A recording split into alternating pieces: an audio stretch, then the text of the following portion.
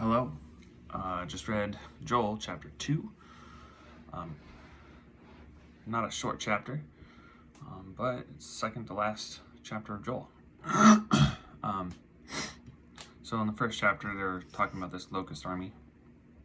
And in this chapter, you see more of moving towards the coming army, and the locust is more of a vision of this army to come. They're talking about the day of the Lord, and Israel's destruction is going to happen. I mean, during the time of the prophets, Israel was on its way to being conquered by Assyria and Babylons and Persians. So they were headed that way. But there's a lot of this that actually sounds a lot more like end times kind of stuff. Like this chapter kind of goes hand in hand with Revelation a little bit. He talks about the coming destruction, looking as if what's behind them is the Garden of Eden, and what's in front of them is an army of darkness, and describing it as fire, how it leaves nothing behind, and that's the kind of destruction they're talking about. So compared to this destruction, what they have now looks like the Garden of Eden, and just a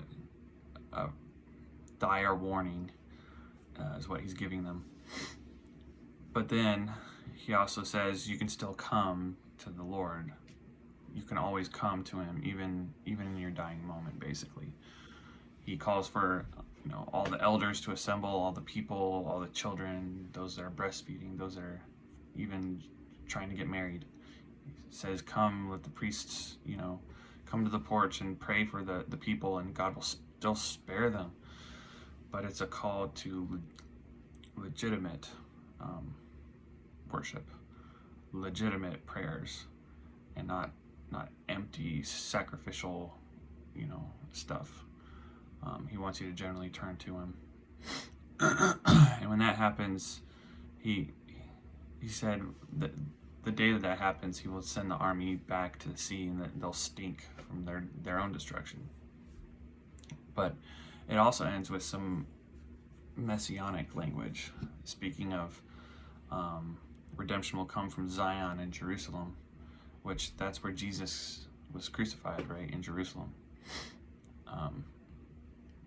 So really, I mean, our redemption as believers comes from Christ.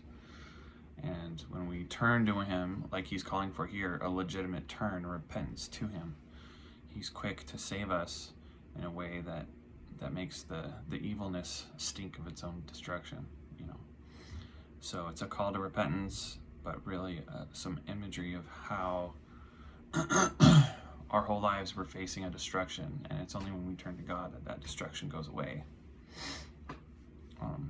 It's an analogy I hadn't thought of before, but that's really what it is. We're facing just our own destruction, and that's the way to fix it.